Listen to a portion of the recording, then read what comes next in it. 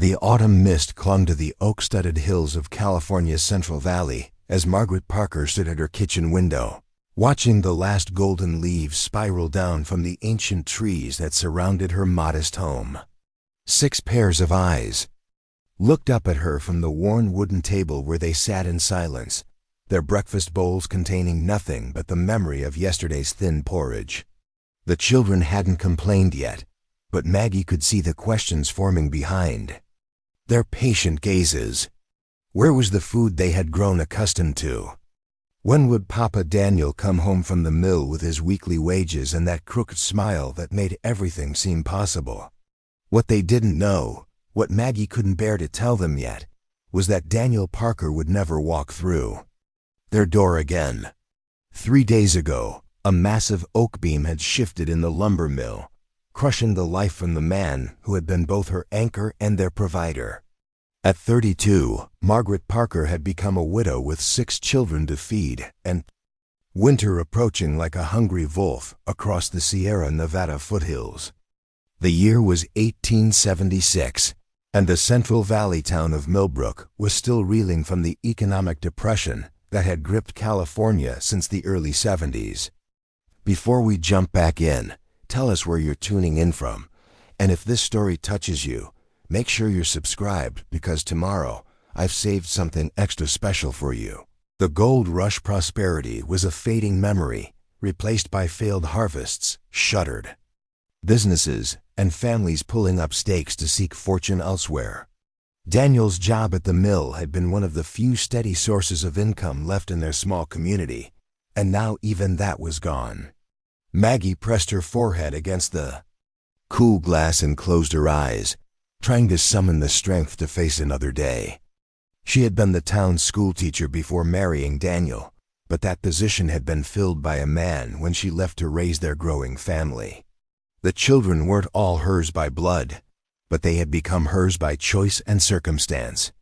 7-year-old Emma was her biological daughter, bright as morning sunlight with Daniel's easy laugh.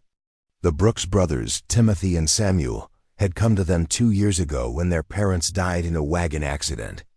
Lucy Chun, just 9 years old, was the daughter of Chinese immigrants who had perished in a mining collapse.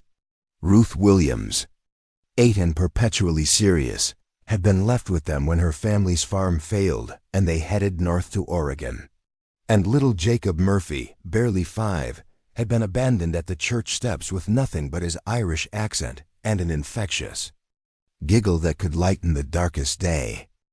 The sound of tiny fists knocking on wood drew Maggie back to the present moment.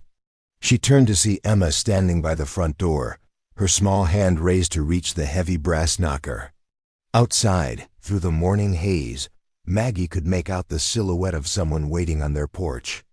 Her heart sank, wondering if it might be Sheriff Hayes coming to discuss the mill accident, or perhaps Pastor Mills with more well-meaning condolences that wouldn't fill empty stomachs. Maggie smoothed her black morning dress and opened the door to find herself face to face with a woman unlike anyone she had ever encountered. The stranger appeared to be in her late 70s, with silver hair braided down her back and decorated with small shells and feathers that caught the morning light. Her weathered brown face held eyes that seemed to hold the wisdom of centuries, and she wore a dress that blended traditional Yokuts design with practical frontier modifications. Most remarkably, perched on her shoulder was a large gray squirrel that regarded Maggie with an intelligence that seemed almost human. "Mrs. Parker," the woman said in accented but clear English, her voice carrying the authority of someone accustomed to being heard. "I am Elena Tashi. My grandson David tells me your children have not enough food and winter comes soon to the valley." Maggie blinked in surprise, glancing past the woman to see a young Native American man standing respectfully near their gate. She recognized him vaguely as one of the seasonal workers who sometimes helped with harvests in the area, though she had never spoken to him directly. How could he possibly know about their situation? She had been careful to maintain appearances, to keep their struggles private out of pride and necessity. "I'm sorry, but I think there's been some misunderstanding," Maggie began, her voice catching slightly as the squirrel on Elena's shoulder chittered softly, almost as if it were commenting on her words. "We're managing quite well, thank you." Elena's expression didn't change, but her eyes grew more intense, seeming to look straight through Maggie's polite facade to the desperation beneath. "The oak trees tell different stories than the ones people speak with their mouths," she said simply. "They say a woman grieves alone while children grow thin. They say winter will be hard, and the old ways of getting food will not work for you."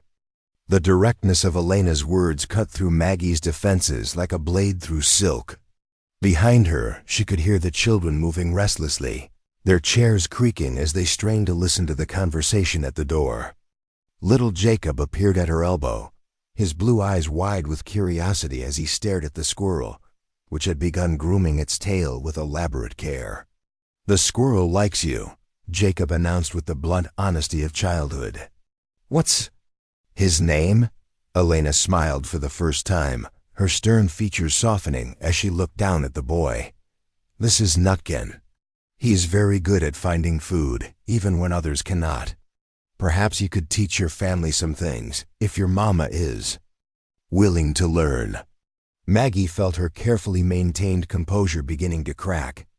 The mention of food, the kindness in the elderly woman's voice, and the exhaustion of trying to appear strong when she felt anything but, all combined to overwhelm her usual reserve. She looked at Elena's weathered hands, noting the calluses. That spoke of decades of hard work and made a decision that would change everything. "Please," she whispered, stepping back from the door. "Please come in." Elena nodded and entered their modest home, her movements graceful despite her age. The squirrel, Nutkin, remained perfectly balanced on her shoulder as she surveyed the sparse kitchen with its nearly empty shelves and the children's curious faces. David, her grandson, followed quietly and positioned himself near the door with the respectful manner of someone who understood the importance of first impressions. The children gathered around Elena with the fascination that only the young possess for anything truly different from their everyday experience. Timothy, the older of the Brooks brothers at 13, stepped forward with the protective instincts of someone who had learned responsibility early.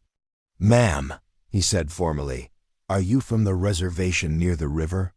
Elena nodded approvingly at his directness. "Yes, young man. My people have lived in this valley since the beginning of time, when the world was young and the animals could speak freely with humans. We call ourselves Yokuts, and we know many things about how to live well in this place, even when times are difficult." Samuel, Timothy's 11-year-old brother, pointed at Nutkin with poorly concealed excitement. "Does he really understand what you're saying?" The elderly woman's eyes twinkled with amusement. "Squirrels understand many things that people have forgotten how to hear. They know which trees will give the best nuts, where to find water during dry seasons, and how to prepare for winter so that no one goes hungry. Would you like to learn some of these things?" Lucy Chen, who had been hanging back with the shyness that often accompanied being one of the few Chinese children in their predominantly white community, stepped forward with unusual boldness. "My grandmother used to say that animals were teachers before she died. But people here don't talk about things like that." Elena's attention focused on Lucy with sudden intensity. "Your grandmother was wise. In the old times, all grandmothers knew how to listen to what the animals taught. It is one of the most important kinds of knowledge, but it has been forgotten by many people in these modern days." Ruth Williams, practical as always despite her 8 years, crossed her arms and regarded Elena with skeptical eyes. "My pay always said you can't trust folks who make promises they can't keep. How do we know you're not just telling stories?" Instead of taking offense at the child's bluntness, Elena smiled approvingly. "Smart girl. You are right to ask for proof instead of just believing words. This afternoon, if your mama agrees, Nutkin and I will show you how to find food that grows wild in these hills, food that most people walk past without seeing. By evening, your bellies will be full, and you will have learned something that could help you for many winters to come. Maggie found herself looking around the circle of children's faces, seeing hope beginning to kindle in their eyes for the first time since Daniel's death. Emma had unconsciously moved closer to Alina, drawn by some instinct that recognized safety in the older woman's presence. Even little Jacob had settled into an unusual quiet, as if sensing that something important was happening. "What would you want in return?" Maggie asked, her schoolteacher's training making her cautious of arrangements that seemed too generous. To be genuine. Alina considered the question seriously, her gaze moving from child to child before settling back on Maggie. "Knowledge shared creates more knowledge, not less. My people have ways of understanding this land that work well, but we also need to learn new things as the world changes around us. Your children could teach mine about reading and writing and numbers, while mine teach yours about the gifts that nature provides. Everyone learns, everyone benefits." David stepped forward from his position near the door, speaking for the first time since their arrival. "My grandmother has taught many of our young people the old ways, but she worries that if the knowledge isn't shared more widely, it will be lost when the elders pass on. The government schools tell our children to forget everything traditional. But Grandmother Elena believes there must be a balance." The mention of government schools sent a small chill through Maggie, reminding her of the complex political situation surrounding Native American communities in California. Federal policies were increasingly focused on assimilation, often through harsh measures that separated children from their families and cultures. Elena's willingness to share traditional knowledge with white children could be seen as dangerous by authorities who preferred to keep cultural groups separate and hierarchical. But looking at her own children's faces, seeing the first spark of hope she had witnessed in days, Maggie found herself willing to take risks she would never have considered when Daniel was alive to provide security through conventional means. Desperation, she was learning, could be a powerful teacher in its own right. "What would we need to do?" she asked, surprising herself with the steadiness of her voice. Elena's approval was evident in the slight nod she gave before responding. "First, we learn to see what has always been here but has been invisible to you. This valley provides much food for those who know how to ask properly and how to take only what is needed. The oak trees especially are generous, but they require certain ceremonies to share their gifts completely." Nutkin, who had been quietly observing the conversation, suddenly chittered and leaped from Elena's shoulder to the kitchen table. "Preparing and narrating this story took us a lot of time, so if you are enjoying it, subscribe to our channel. It means a lot to us. Now back to the story." The children gasped in delight as the squirrel began what could only be described as an elaborate dance, turning in circles and making soft clicking sounds that seemed almost like speech. "He says the acorns are ready for gathering," Elena translated. With complete seriousness, "The first ceremony should begin tomorrow, when the morning mist lifts from the oak grove at the edge of your land. But today, we start with simpler lessons, so the children understand that nature provides for those who approach her with respect." Timothy, ever practical, asked the question that Maggie herself had been formulating. "What kind of ceremonies?" "Pastor Mills says that anything that isn't Christian worship is dangerous for our souls." Elena's expression grew thoughtful rather than defensive. "Giving thanks for food, treating the earth with respect, understanding that we are part of something larger than ourselves, these are not dangerous ideas. They exist in all traditions that remember wisdom. Your pastor gives thanks before meals. Does he not? We simply give thanks before, during, and after gathering the food, so that the gift is complete." The logic of this struck Maggie as both sensible and unthreatening. She had been raised in a household where grace before meals was standard practice, where gratitude for God's provisions was considered essential to proper living. Elena's description suggested an expansion of that gratitude rather than a replacement of it. "When would we start?" Maggie asked, feeling as though she were stepping off a cliff into unknown territory, but knowing that staying where she was meant certain failure for her family. Elena stood slowly, Nutkin immediately leaping back to his perch on her shoulder. We start now with observation. David will stay here and begin teaching the older children how to identify which plants in your garden area can be gathered for food. I will take you and the little ones to see how the squirrels have been preparing for winter, so you understand what we will be learning to do. The next few hours passed like a dream for Maggie, who found herself following Elena through landscapes she had walked hundreds of times but had never truly seen. The elderly woman moved through the oak-studded hills with the confidence of someone who had been reading the land signs for decades, pointing out edible plants that grew wild among the grass and shrubs. This is miner's lettuce, Elena explained, showing Emma and Jacob a low-growing plant with small white flowers. It grows everywhere in this valley, but most people think it is just a weed. The leaves are good raw or cooked, full of the medicine that keeps people healthy through winter. She led them to a grove of ancient oaks where the ground was carpeted with fallen acorns. Nutkin chittered excitedly and bounded down from Alana's shoulder to demonstrate how to select the best nuts, rejecting those with holes or cracks while gathering perfect specimens into small piles. Acorns are the most important food, my people. No, Elena continued, her voice taking on the cadence of someone passing down sacred knowledge. But they must be prepared correctly, or they are too bitter to eat. This is why we have ceremonies, not just to show respect, but to remember the exact ways of preparing them that our grandmothers learned from their grandmothers. Little Jacob, who had been unusually quiet during their walk, suddenly spoke up. Are you going to be our new grandmother? Because we don't have one anymore.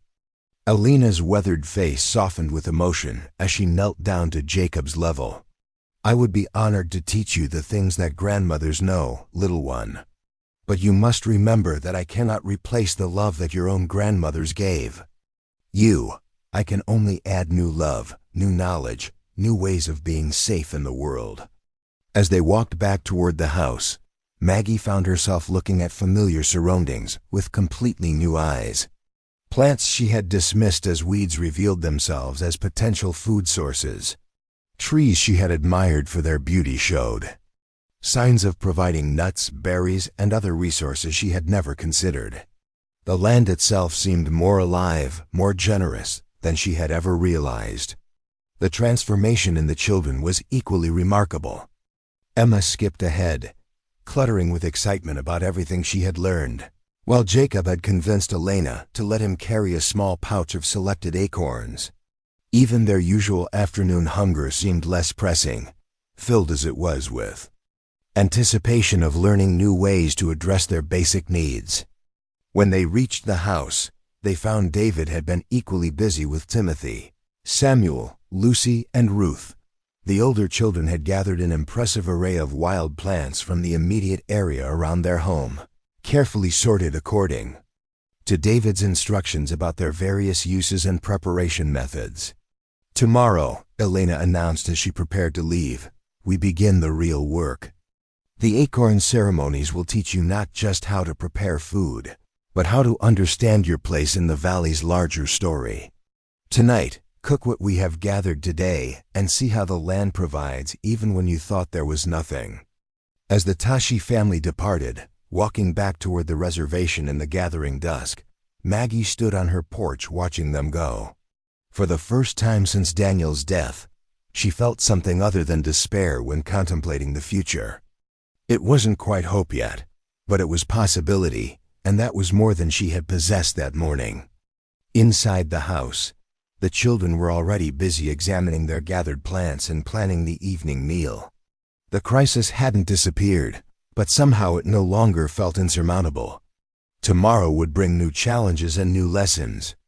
But tonight they would eat food they had gathered with their own hands, and that felt like the beginning of something that might sustain them through whatever lay ahead.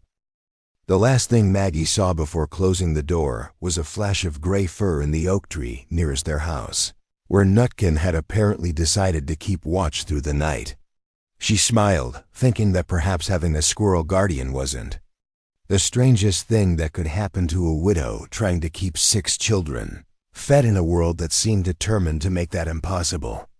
As she turned back to help with dinner preparations, Maggie didn't yet know that this day marked the beginning of a journey that would transform not only her family's survival, but the entire community's understanding of what was possible when different kinds of knowledge came together in mutual respect and shared purpose.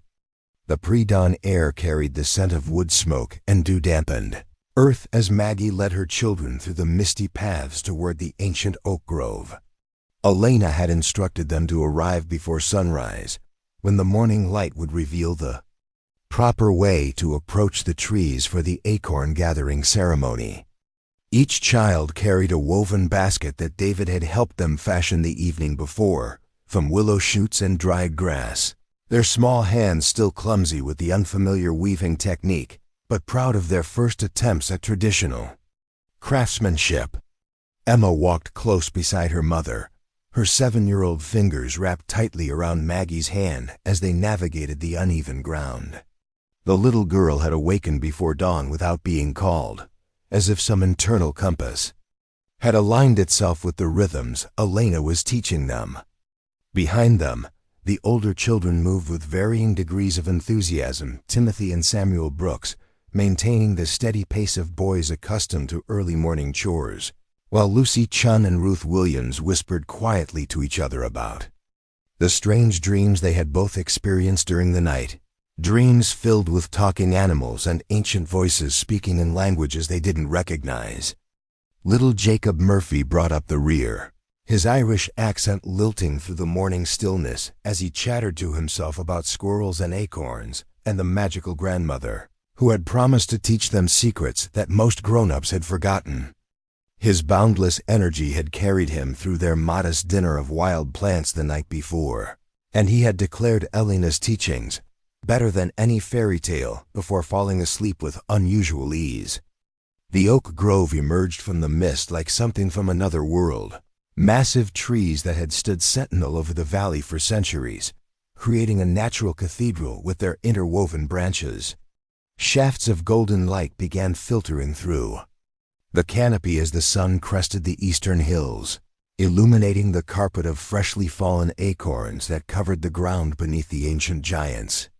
Elena was already there, seated cross-legged on a woven mat beside the largest oak, her silver hair catching the morning light as she hummed a low, rhythmic song that seemed to harmonize with the whisper of wind through leaves. Nutkin perched on a low branch directly above Elena's head, his tail twitching with what appeared to be anticipation as the family approached. Several other squirrels had gathered in the surrounding trees, more than Maggie had ever seen in one place, their bright eyes watching the proceedings with an intelligence that made her question everything she thought she knew about the natural world. "You came at the right time," Elena said without looking up from her song, somehow sensing their arrival despite her closed eyes and meditative posture. "The oak spirits are awake now, ready to share their gifts with those who understand the proper way of asking." David materialized from behind one of the massive tree trunks, his arms full of additional baskets and what appeared to be grinding stones wrapped in soft deer hide. He nodded respectfully to Maggie before addressing the children with the patient manner of someone who had learned these lessons himself not so long ago. "Before we gather anything, we must introduce ourselves properly," he explained, setting down his burden and gesturing for them to form a circle around the base of the great oak. "My grandmother will teach you the words to speak, but first you must understand that we are not taking these acorns. We are receiving them as gifts, and gifts require gratitude and respect." Elena opened her eyes and rose from her mat with fluid grace, moving to stand before the massive trunk with her weathered palms pressed against the deeply furrowed bark. The ancient tree seemed to respond to her touch, its leaves rustling despite the absence of any detectable breeze, and Maggie felt a shiver run down her spine that had nothing to do with the morning chill. "Great oak," Elena began, her voice carrying clearly through the grove despite its gentle tone. "We come as your children, seeking the nourishment that your generous spirit provides. We promise to take only what we need, to waste nothing of your gift, and to remember always that we are part of the greater web of life that you anchor with your roots and shelter with your branches." She gestured for the children to repeat her words, and Maggie listened with amazement as their young voices joined in the ancient prayer. Even Ruth, typically skeptical of anything that couldn't be measured or counted, spoke the words with growing conviction, her practical nature somehow recognizing the fundamental logic of expressing gratitude for sustenance received. Timothy, the eldest at 13, asked the question that Maggie herself had been formulating. "How do we know if the oak accepts our request? How can we tell if we're doing this right?" Alina smiled and pointed upward, where Nutkin had begun chattering excitedly from his perch. As if responding to some unheard signal, the squirrel launched himself from the branch and landed gracefully on Timothy's shoulder, causing the boy to freeze in surprise while his younger brother Samuel stifled a laugh. When the animals participate willingly, when they choose to be part of the ceremony instead of running away, that is one sign that we are welcome here, Elena explained. "Nutkin has decided that you can be trusted with the knowledge he guards. This is a great honor, young man." As if to emphasize the point, other squirrels began descending from their high perches, moving with purposeful intent towards specific areas of the grove floor. They began gathering acorns with obvious discrimination, selecting only the finest specimens, while rejecting others with tiny chittering sounds that resembled critiques of inferior merchandise. "They're showing us which ones to choose," Emma breathed in wonder, watching as a particularly bold squirrel approached her feet and began arranging perfect acorns in a small pile. "They're actually helping us." Lucy Chun, whose grandmother's stories had prepared her more than the others for accepting the seemingly impossible, knelt down beside the squirrel working near Emma and began following its example, carefully examining each acorn for the signs of quality that the animal was demonstrating. Within minutes, she had developed an eye for selecting the best nuts, her small pile growing steadily as she worked in companionable silence with her furry teacher. Elena nodded approvingly as she watched the children begin to understand the collaborative nature of the gathering process. In the old times before the world became so divided between human and animal, between civilized and wild, all harvesting was done this way. The animals knew which plants were ready, which fruits were sweetest, which nuts would store best through winter. People who listened to their guidance never went hungry. Samuel Brooks, practical like his older brother but more inclined toward wonder, found himself working alongside a gray squirrel that seemed particularly patient with his fumbling attempts to identify quality acorns. "Why don't people still do this?" he asked, his voice filled with genuine curiosity. "It seems like it would be easier than guessing which food is good." David, who had been quietly collecting his own pile of selected nuts, paused in his work to consider the question seriously. "Many reasons," he said finally. "Some people decided that only human knowledge was worth respecting. Others became afraid of anything that seemed too much like the old ways. But mostly, I think, people forgot how to be still long enough to hear what the animals were trying to teach them." The gathering continued as the morning sun climbed higher, casting dancing shadows through the oak canopy and warming the air until the children shed their jackets and worked in comfortable shirt sleeves.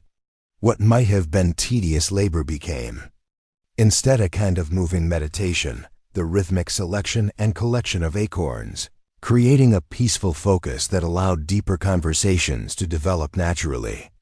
Ruth Williams, who had appointed herself supervisor of little Jacob's collection efforts, found herself working near Elena as the elderly woman demonstrated the finer points of nut selection.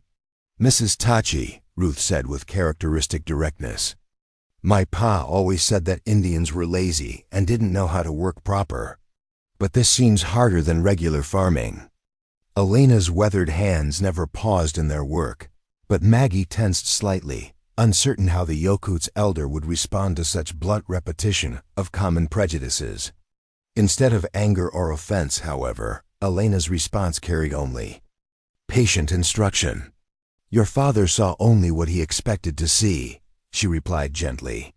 "When people decide that others are different from them in bad ways, they stop noticing all the evidence that contradicts their beliefs. But you are here now doing this work yourself, learning with your own hands what is true rather than what others have told you to think." The wisdom of this approach struck Maggie with sudden force. Elena was teaching the children to evaluate ideas based on direct experience rather than inherited assumptions, a lesson that extended far beyond Acorn, gathering into fundamental approaches to understanding the world. As a former schoolteacher, Maggie recognized this as one of the most valuable educational techniques possible, yet it was being delivered through what most people would dismiss as primitive subsistence activity. Jacob, meanwhile, had attracted the attention of a particularly young squirrel that seemed as playful and energetic as the 5-year-old boy himself. The two had developed an elaborate game involving the careful placement of acorns in patterns that apparently made sense to both participants, though their logic remained mysterious to the human observers. "Look, Mama Maggie," Jacob called excitedly, using the name he had adopted for her since arriving at their household the previous spring. "Chippy and me are making a map of where all the best nuts grow so we can remember for next time." Elena moved closer to examine Jacob's work, her expression growing increasingly thoughtful as she studied the intricate patterns the boy and squirrel had created. "This is very good," she said slowly. "You are beginning to think like the land thinks, to see connections that most people miss. This is the first step toward real understanding." By mid-morning, each child had filled their basket with carefully selected acorns, their piles representing hours of collaborative work with their squirrel partners.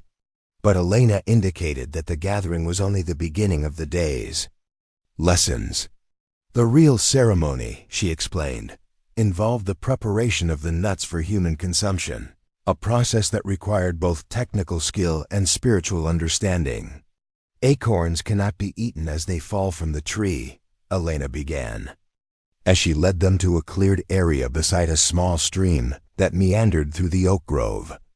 "They contain bitter medicine that must be removed before they become food. But this bitterness is also powerful healing, so we must remove it carefully, with respect for its strength." David had already begun setting up the grinding stones, ancient tools that had been shaped by generations of Yokuts women for this specific purpose. The stones themselves seemed to hold memory, their surfaces worn smooth by countless hands engaged in the same work the children were about to learn.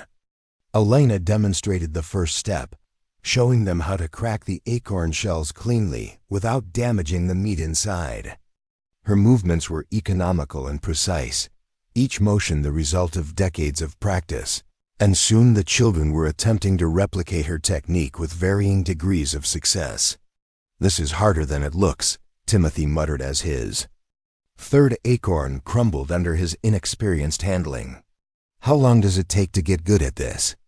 "My grandmother says that mastery comes after about 10,000 acorns." David replied with a grin that suggested he might be teasing, though Elena's serious nod indicated otherwise. "But you can make good food much sooner than that. The important thing is to learn patience with the process." Lucy Chen, whose small fingers seemed naturally suited to the delicate work, had quickly developed a rhythm that allowed her to shell acorns with minimal waste. "In my family, we always said that food preparation was a form of meditation," she observed quietly. "This feels similar to the way my grandmother used to prepare special dishes for festivals." Elena's attention focused on Lucy with sudden intensity. "Your grandmother understood important things. The same spirit that guides festival preparation guides this work. When we prepare food with attention and gratitude, the nourishment becomes more than just fuel for our bodies." As the morning progressed into afternoon, the children learned each step of the traditional acorn processing method. After shelling, the nuts had to be ground into coarse meal using the stone tools, a process that required coordination and strength that challenged even the older boys. The resulting meal then needed to be leached repeatedly with water to remove the bitter tannins, a procedure that could take several days of careful attention. "Why is it so complicated?" Samuel asked during one of their brief rest periods, his arms aching from the unfamiliar grinding motions. "Wouldn't it be easier to just eat other things?" Elena settled herself comfortably on a fallen log, accepting a drink of cool stream water from Emma before answering. "Easier is not always better," she said thoughtfully. "Acorns can feed many people through long winters when other foods are scarce. They store well, they are nutritious, and the oak trees produce them reliably year after year. But because they are so valuable, they require us to work for them, to prove that we understand their worth." This perspective represented a fundamental shift in thinking for children raised in a culture that increasingly valued efficiency and convenience above all other considerations. The idea that difficulty might be intrinsic to value rather than an obstacle to be eliminated challenged assumptions they had absorbed without conscious awareness. Ruth, ever practical, raised another concern. What if we don't do it right? What if we make ourselves sick because we didn't get all the bitter parts out? "That is why you learn with someone who already knows," Elena replied.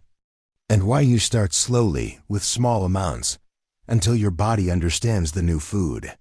Wisdom is passed from grandmother to granddaughter, from teacher to student, so that each generation doesn't have to learn everything by trial and error." The afternoon wore on with patient instruction and gradual skill development. The children's initial enthusiasm gave way to the deeper satisfaction that comes from mastering challenging techniques, their focus narrowing to the immediate demands of the work at hand. Maggie found herself equally absorbed in learning the ancient processes, her schoolteacher's mind cataloging the complex knowledge systems embedded in what appeared to be simple food preparation. As shadows began lengthening across the oak grove, Elena called a halt to the day's work. The children had produced several pounds of properly prepared acorn meal, enough to significantly supplement their food supplies for the coming weeks. More importantly, they had begun developing the skills and understanding that would allow them to repeat the process independently. "Tomorrow we learn cooking methods," Elena announced as they cleaned their tools and prepared to return home. "Tonight, your mother will make the first bread from your work, and you will taste the gift that the oak spirits have shared with you." The walk home took on the character of a celebration, the children chattering excitedly about their accomplishments and the remarkable cooperation they had witnessed from their squirrel teachers. Jacob insisted on carrying Nutkin's basket alongside his own, convinced that the squirrel had earned equal credit for the day's harvest. "Will they really come back tomorrow?" Emma asked Elena as they approached the Parker homestead. "Will the squirrels keep helping us?" Elena's weathered face creased into a smile that held mysteries the children were only beginning to understand. "Animals remember kindness and respect," she said simply. "When you show them that you can be trusted with their knowledge, they become your partners rather than just your subjects. This relationship, once established, tends to continue as long as you honor your part of the agreement." That evening, as Maggie worked to transform their gathered acorn meal into the first bread her family had ever made from wild ingredients, she reflected on the profound changes that had begun with Elena's appearance on their doorstep. The children were learning skills that could sustain them through any crisis, but more than that, they were developing a relationship with the natural world that promised abundance rather than scarcity. The bread that emerged from her oven was unlike anything they had tasted before, nutty and rich with flavors that seemed to carry the essence of the ancient oak grove. As they shared their first meal made entirely from their own gathering efforts, Maggie realized that they had crossed an invisible threshold. They were no longer simply recipients of charity or victims of circumstance, but active participants in a knowledge system that offered genuine security. Outside their kitchen window, she could see Nutkin perched on his favorite oak branch, apparently standing guard over their home as darkness settled over the valley. Tomorrow would bring new lessons and deeper understanding, but tonight they went to sleep with full bellies and the profound satisfaction that comes from successful collaboration with forces larger than themselves. The children's dreams that night were filled with talking animals and ancient ceremonies, with the rustling of oak leaves and the patient wisdom of Elena's teachings. They were beginning to understand that they had been invited into something far more significant than simple survival techniques. They were learning to be citizens of a world where humans and animals worked together, where traditional knowledge held solutions to modern problems, and where the generosity of the earth was available to those who approached it with proper respect and understanding. The weeks that followed their first Acorn ceremony transformed the Parker household in ways that extended far beyond their improved food security. Each morning brought new lessons as Elena and David arrived with different aspects of Yokuts knowledge to share, their teachings creating a parallel education that ran alongside the children's regular schooling but seemed to illuminate everything they encountered with fresh understanding. Lucy Chen had become particularly adept at identifying which plants could serve multiple purposes, her keen observation skills allowing her to catalog not just food sources but materials for making tools, medicines for common ailments, and dyes for coloring cloth. Her notebook, originally intended for arithmetic exercises, now contained detailed drawings of leaves and roots alongside careful annotations about their properties and seasonal availability. Most people see weeds where we see a pharmacy. Elena observed one crisp October morning as she watched Lucy carefully sketch the serrated leaves of a nettle plant. Your grandmother's people understood this too. The knowledge takes different forms, but the principle remains the same. Nature provides for those who learn her language. Ruth Williams had surprised everyone, including herself, by developing an almost mystical ability to predict weather patterns based on animal behavior and plant responses. Her systematic mind, previously focused on memorizing multiplication tables and grammar rules, now tracked the subtle signs that preceded rain, frost, or extended dry periods. This knowledge proved invaluable for timing their gathering expeditions and food preservation activities. The oak trees know about next week's weather, Ruth announced one afternoon, pointing to the way certain branches had begun curling their leaves despite the day's warmth. They're getting ready for the first freeze. We should finish processing the late acorns before Thursday. Elena nodded approvingly at Ruth's assessment. You are learning to think with the land instead of against it. This is wisdom that few white settlers possess, yet it could save many harvests and prevent much suffering if more people understood these connections. Timothy and Samuel Brooks had become Elena's most dedicated students in the practical arts, their teenage strength allowing them to master the more physically demanding aspects of traditional food preparation. Timothy showed particular aptitude for the intricate process of leaching acorn meal, developing an intuitive sense for when the bitter tannins had been sufficiently removed. Samuel, meanwhile, had learned to construct fish traps using willow branches and plant fibers, his creations proving so effective that the family now enjoyed fresh trout several times each week. Building things the old way teaches you to see how everything connects, Samuel explained to his younger housemates, as he demonstrated the weaving technique that created virtually invisible snares. You can't just force materials to do what you want. You have to understand what they want to do naturally, then help them do it better. Little Jacob Murphy had formed an extraordinary bond with the squirrel community that surrounded their property.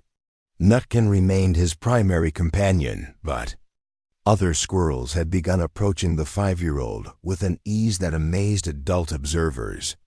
Jacob seemed to understand their chattering communications, often predicting where the best nuts could be found or when weather changes would affect their gathering schedules. Chippy says the big storm coming next week will knock down lots of walnuts, Jacob announced one evening as the family prepared their dinner. "But we have to get them quick before the ground squirrels take them all underground." Emma had developed into the family's keeper of stories, her 7-year-old memory proving remarkably retentive for the complex narratives Alina shared about the valley's history, the relationships between different animal communities, and the proper protocols for approaching various natural resources. She could recite lengthy creation stories that explained why certain plants grew in specific locations, and had begun creating her own tailies that blended Yokuts traditions with elements from her Irish and English heritage. "The animals like stories," Emma confided to her mother one evening as they worked together preparing acorn cakes for the next day's breakfast. Nutkin told Jacob that when people remember the old stories, it makes the magic stronger. "That's why the squirrels keep helping us, because we're learning to tell things right." Maggie herself had undergone perhaps the most profound transformation of all. Her role as family provider had evolved from desperate improvisation to confident expertise in multiple food procurement and preparation systems. She could now identify dozens of edible plants, predict optimal gathering times based on environmental cues, and prepare traditional dishes that provided superior nutrition to anything available at the general store in Millbrook. More significantly, her understanding of education had expanded to encompass learning methodologies that conventional schools couldn't match. Elena's teaching approach integrated practical skills with cultural knowledge, spiritual understanding, with scientific observation, individual development with community responsibility. Maggie began incorporating similar techniques into her interactions with the children, finding that lessons learned through direct experience created deeper comprehension than rote memorization ever achieved. The success of their new lifestyle, however, had not gone unnoticed in the broader community. Word of the Parker family's unusual alliance with the reservations, Yokuts families began circulating through Millbrook's social networks, generating reactions that ranged from curious interest to outright disapproval. Mrs. Agnes Morrison, the banker's wife and unofficial arbiter of social propriety in Millbrook, made her feelings known during a tense encounter at the general store. In late October, Maggie had arrived to trade some of Elena's hand-woven baskets for supplies they couldn't produce themselves, a transaction that demonstrated their growing self-sufficiency while maintaining connection to the town's economic life. "Margaret Parker," Agnes announced loudly enough for other customers to hear clearly. "I think it's time someone spoke honestly about this situation you've created. People are talking, and what they're saying isn't flattering to your late husband's memory." Maggie felt her face flush with a combination of anger and embarrassment, but Elena's teachings about maintaining composure under pressure helped her respond with measured dignity. "I'm not sure what you mean, Mrs. Morrison. Could you be more specific about your concerns?" Agnes gestured dramatically toward the baskets Maggie carried, as if their very existence constituted evidence of moral failure. "Running around the hills with Indians, letting your children participate in heathen rituals, abandoning proper Christian values in favor of savage customs. It's scandalous, Margaret, and it's confusing the other children in town about what's acceptable behavior."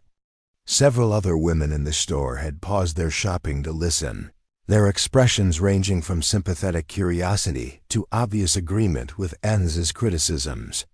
Maggie realized that this moment would likely determine her family's standing in the community, affecting everything from the children's friendships to her own prospects for future employment. "Mrs. Morrison," Maggie replied carefully, "my children are learning valuable skills that help our family provide for ourselves without depending on charity from others. They're also developing respect for knowledge that comes from different sources, which seems consistent with Christian values of seeking wisdom wherever it can be found." Agnes's face darkened with frustration at Maggie's reasonable tone. "Don't try to dress this up as Christian education, Margaret. Everyone knows you're letting those children participate in pagan ceremonies, probably worshiping false spirits and engaging in practices that decent people wouldn't tolerate in their homes. The accusation hung in the air like smoke from a poorly tended fire, acrid and difficult to ignore. Maggie understood that denying the spiritual dimensions of Elena's teachings would be both dishonest and disrespectful, yet acknowledging them openly might confirm her neighbor's worst suspicions about her family's activities. Before she could formulate a response, an unexpected voice entered the conversation. Dr. Catherine Walsh, the town's physician and one of the few professional women in Millbrook, had been quietly examining fabric samples when the confrontation began. Now she approached the group with the calm authority that came from years of managing medical crises. "I've been observing the Parker children over the past several weeks," Dr. Walsh said directly to Agnes, her professional manner brooking no interruption. "They're healthier than they've been since their father's death. Better nutrition, improved physical fitness, and notably enhanced emotional stability. Whatever Mrs. Parker is doing, it's working remarkably well from a medical perspective." Agnes sputtered slightly, clearly unprepared for support from such an authoritative source. "That's not the point, Catherine. The issue isn't their physical health, it's their moral and spiritual development. Children shouldn't be exposed to influences that contradict proper Christian upbringing." Dr. Walsh's expression remained coolly professional. "I've also noticed that the Parker children demonstrate unusual knowledge about plants and natural medicine. Last week, young Lucy correctly identified a case of poison oak exposure and recommended an effective treatment using local plants. That kind of practical education seems quite valuable, regardless of its cultural origins." The intervention provided Maggie with an opening to redirect the conversation toward concrete benefits rather than abstract theological concerns. "The children are learning skills that could help them survive any future hardships," she explained. "After Daniel's death, I realized that depending entirely on conventional systems left us vulnerable when those systems failed. Elena's teachings provide alternatives that make us more self-sufficient." Martha Stevens, an elderly widow who had remained silent during the exchange, stepped forward with unexpected support. "I remember when my grandmother knew all those plant remedies," she said quietly. "Doctors were scarce in those days, and families had to manage most health problems themselves. Maybe there's wisdom in learning some of those old ways again." The tide of the conversation seemed to be shifting, with several other women nodding thoughtfully at Martha's observation. Agnes Morrison, recognizing that her campaign was losing momentum, made one final attempt to reassert her position. "The real issue," Agnes declared with renewed vehemence, "is that Margaret is setting a dangerous precedent. If white families start adopting Indian ways, where does it end? Are we supposed to abandon all the progress civilization has brought to this valley? Should we all start living in teepees and painting our faces?" The absurdity of this escalation created an uncomfortable silence, broken by Dr. Walsh's measured response. "I don't think anyone is suggesting we abandon medical science in favor of exclusively traditional remedies," she said dryly. "But incorporating useful knowledge from different sources seems like intelligent adaptation rather than dangerous regression." Maggie realized that this public debate represented more than just gossip about her family's unusual lifestyle. The questions being raised touched on fundamental tensions within frontier communities about cultural change, the value of different knowledge systems, and the proper boundaries between cooperation and assimilation. "Perhaps," Maggie suggested carefully, "we could find ways to learn from each other without anyone abandoning their core beliefs. Elena has never suggested that we stop being Christian. She simply shared knowledge about living successfully in this particular environment." Agnes Morrison gathered her packages with obvious frustration, clearly disappointed that her attempt to organize community opposition had failed to generate the expected support. "Mark my words," she announced as she prepared to leave. "This kind of mixing of races and customs never ends well. There are natural boundaries that shouldn't be crossed, and pretending otherwise leads to trouble for everyone involved." After Agnes's departure, the remaining women continued their shopping with subdued conversation, the tension of the confrontation gradually dissipating but leaving behind an awareness that the Parker family's activities would continue receiving scrutiny from certain quarters of the community. Dr. Walsh approached Maggie privately as they both prepared to leave. "You should know that Agnes has been discussing this situation with Pastor Mills and several other influential families," she said quietly. "There may be pressure to restrict the children's participation in reservation activities. You might want to prepare for more formal challenges to your parenting choices." The warning sent a chill through Maggie's chest, reminding her that their newfound security remained vulnerable to community disapproval. Elena had mentioned similar concerns about government policies that discouraged cultural exchange between Native and white communities, but Maggie hadn't fully appreciated how local social pressure might threaten their educational arrangements. That evening, as the family gathered for dinner featuring acorn bread, wild rice collected from marsh areas near the reservation, and vegetables preserved using traditional methods Elena had taught them, Maggie shared an edited version of her encounter with Agnes Morrison. The children listened with varying degrees of concern, their young minds struggling to understand why neighbors would object to activities that seemed both beneficial and enjoyable.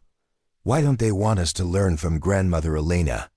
Emma asked, using the title that all the children had naturally adopted for their elderly teacher.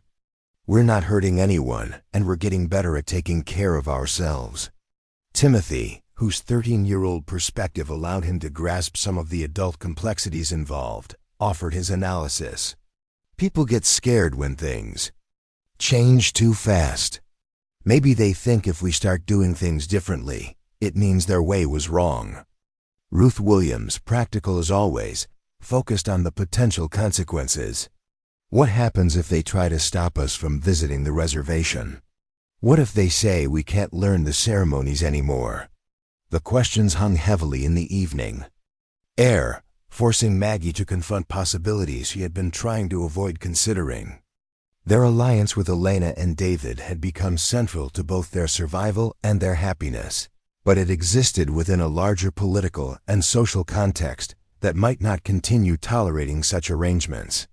Before Maggie could attempt to provide reassuring answers she wasn't sure she believed, a familiar scratching sound at the kitchen window drew their attention. Nutkin perched on the sill, chattering urgently while gesturing with his tiny paws toward the oak grove where they conducted most of their learning activities. Jacob, who had developed the most sophisticated communication with their squirrel allies, listened intently to Nutkin's chattering before translating for the family.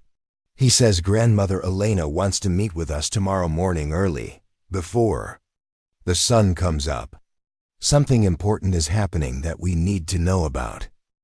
The urgency in Nutkin's manner suggested that their woodland teachers had become aware of the brewing community tensions, perhaps through observation networks that extended far beyond human awareness. Maggie felt both grateful for the warning and apprehensive about what Elena might have discovered regarding threats to their educational partnership.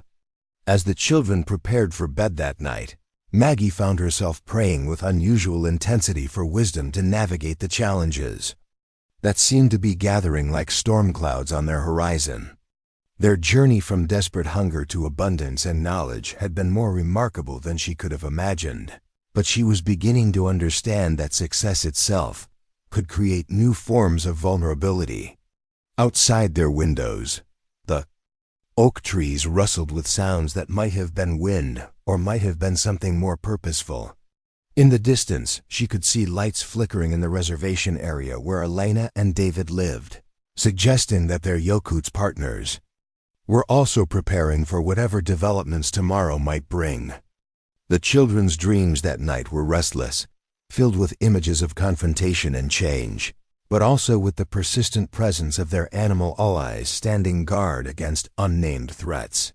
They had learned to trust the wisdom that flowed between human and natural communities, and that trust would soon be tested in ways that would determine not just their family's future, but the possibility of continued cooperation across cultural boundaries that some people seem determined to maintain at all costs. The pre-dawn darkness carried an unusual stillness as Maggie and the children made their way through the familiar paths toward the oak grove. Nutkin's urgent message had left them all with a sense of impending change, though none could predict exactly what Elena's early morning summons might reveal. The squirrel himself rode on Jacob's shoulder, occasionally chittering what sounded like reassurances to the 5-year-old who had become his closest human companion. Elena waited beneath the great oak, but she was not alone. David stood beside her, along with several other members of the Yokuts community that Maggie had never met. Their presence suggested that whatever was about to be discussed extended beyond the immediate concerns of one family's educational arrangements. The gravity in Elena's weathered features confirmed that the brewing community tensions had indeed reached a critical point. "Sit, all of you," Elena instructed gently, gesturing toward a circle of woven mats that had been arranged around the base of the ancient tree. "What I must tell you affects not just your family, but the future of knowledge sharing in this valley. The time for quiet learning is ending, and soon we must choose how to respond to those who would divide our communities again." David stepped forward, his young face serious beyond his 19 years.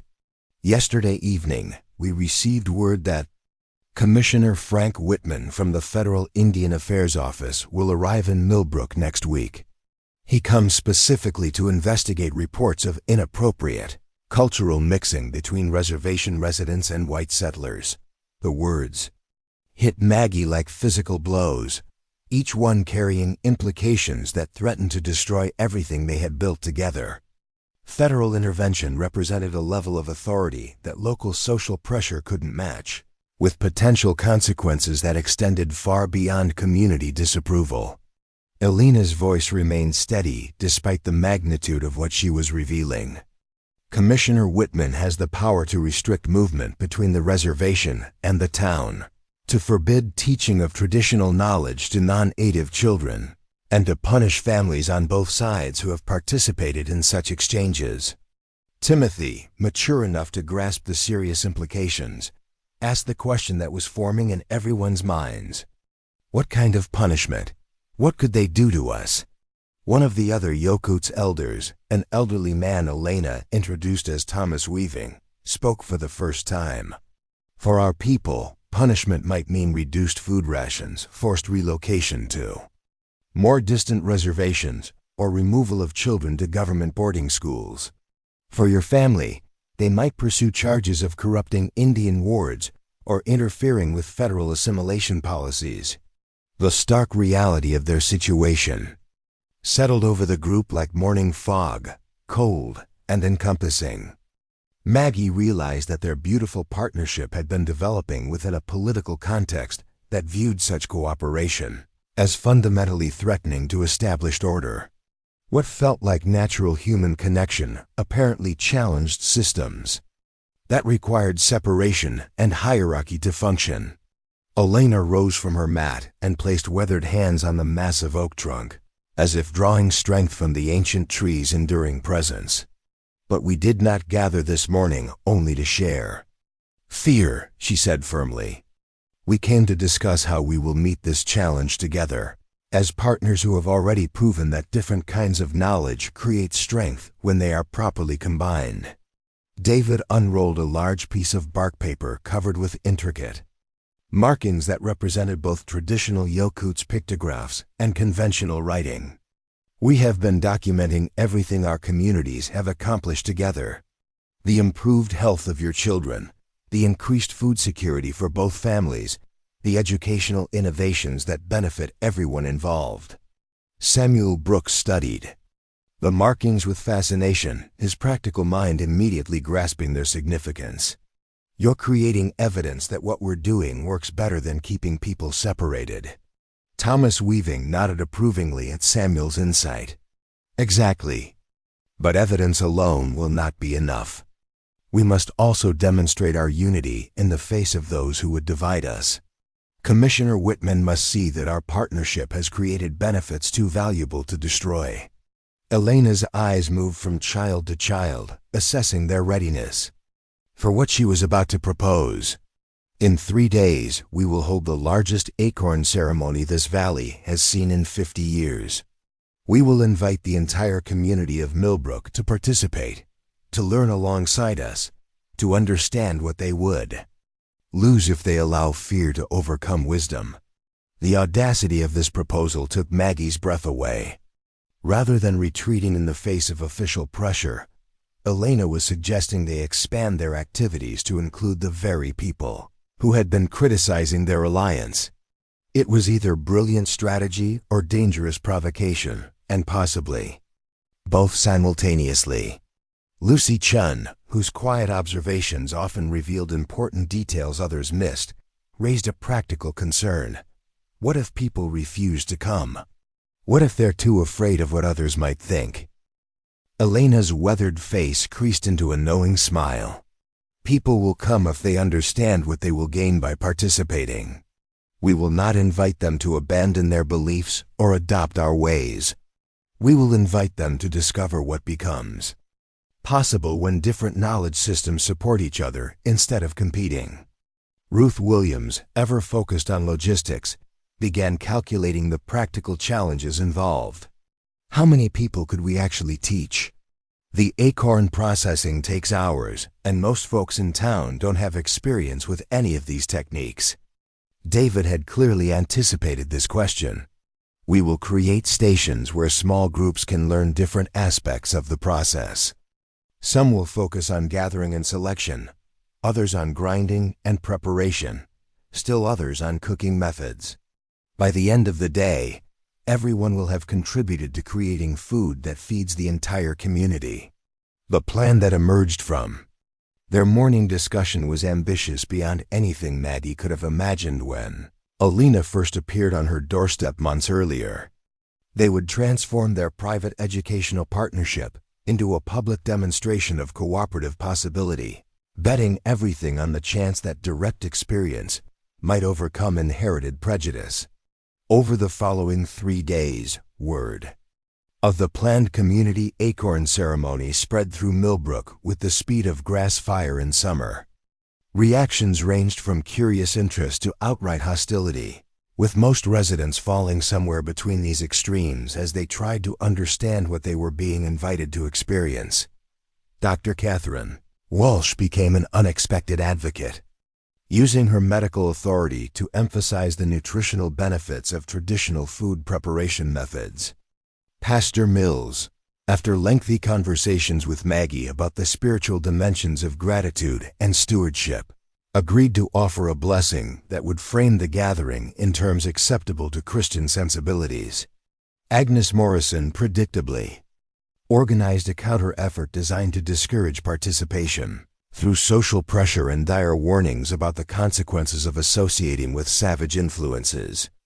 Her campaign gained some traction among the town's more conservative families, but it also generated a backlash from residents who resented being told what they could or couldn't learn about their own environment.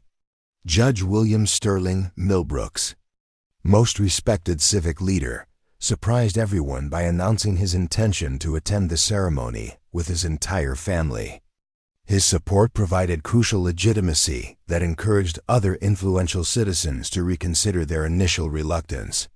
The children threw themselves into preparation with enthusiasm that reflected their growing confidence in the knowledge they had acquired. Emma worked with Elena to prepare educational materials that would help newcomers understand the cultural significance of acorn processing.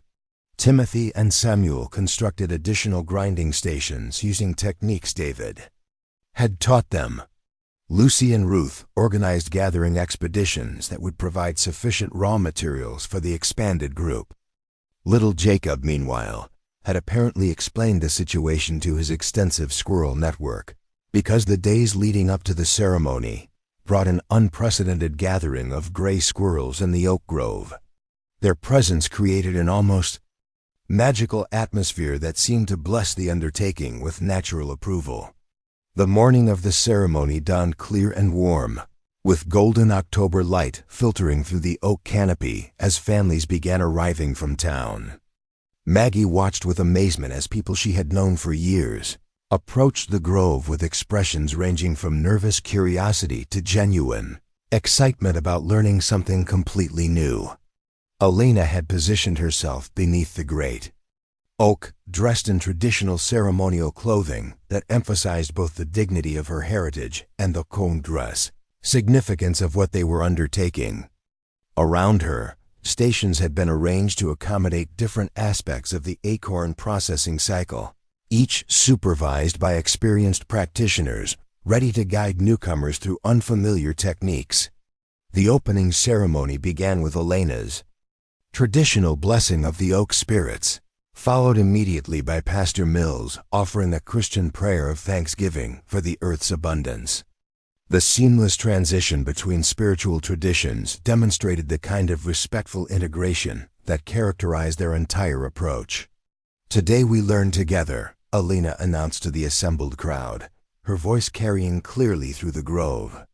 "Not because any of us must abandon what we already know, but because wisdom grows larger when it is shared across the boundaries that usually keep us separate."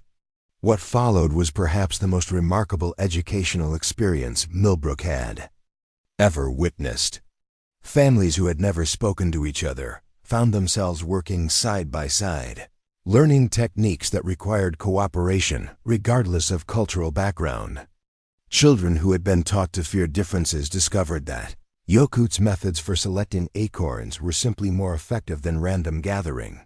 Dr. Walsh found herself fascinated by traditional plant medicines, taking careful notes as Maria Tachi explained which roots and leaves could treat common ailments more safely than some conventional remedies.